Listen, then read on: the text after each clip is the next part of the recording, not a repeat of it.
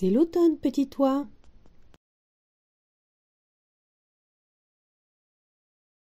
Une promenade enchantée aux couleurs de l'automne, pour trouver pas à pas sa place dans le monde.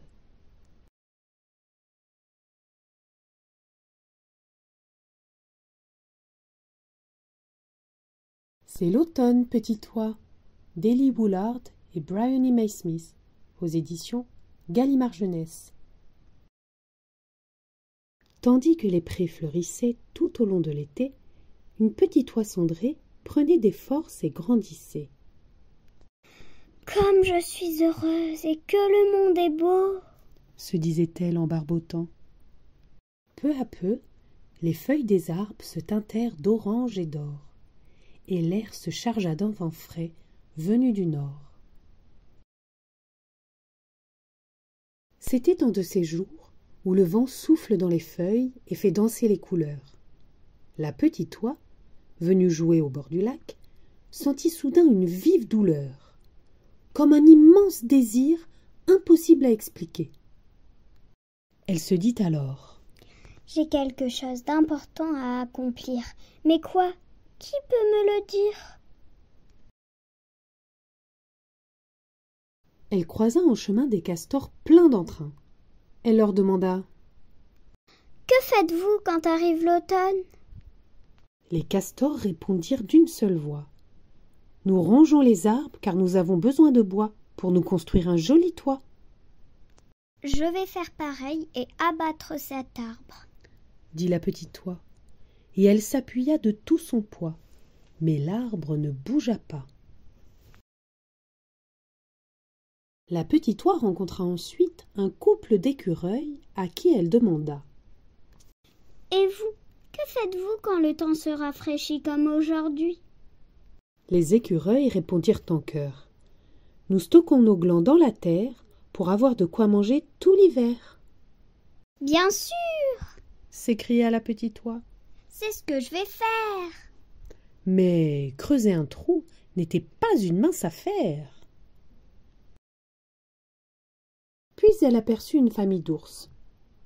Dites, les amis, que faites-vous quand la chaleur est partie pour de bon?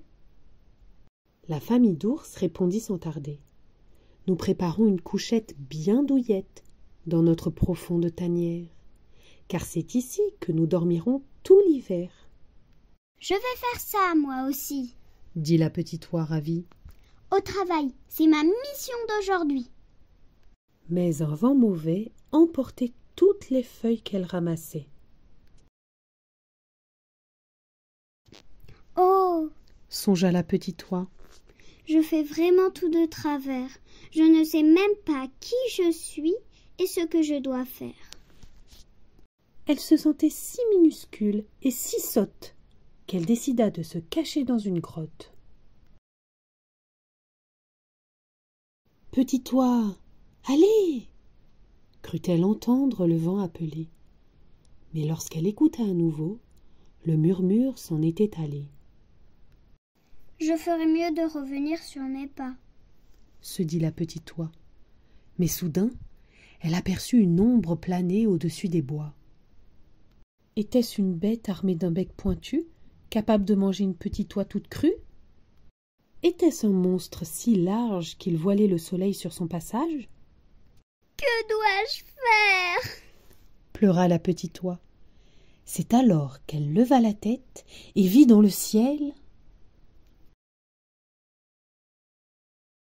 Non, pas un monstre, mais des oies comme elle, qui caressaient l'air d'un doux battement d'ailes.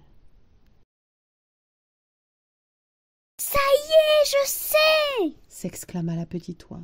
Je sais ce que je dois faire!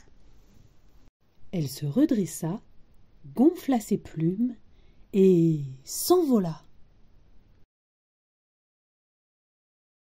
Se sentant aussi libre que le souffle du vent, elle s'éleva au-dessus des montagnes, des forêts et des étangs, attentive à l'appel des autres oies qui lui disaient: rejoins-nous, viens vite, petite oie.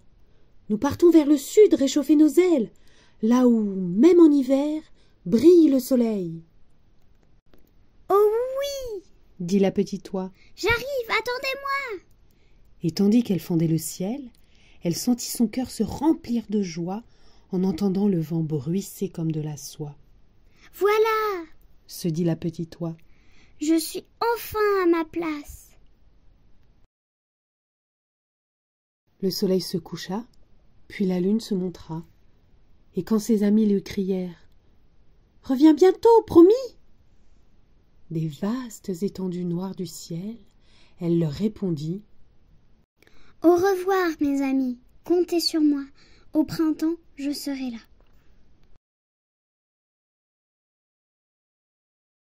La petite oie poursuivit sa route, et dans le ciel profond, les étoiles brillaient du même éclat que les premiers flocons.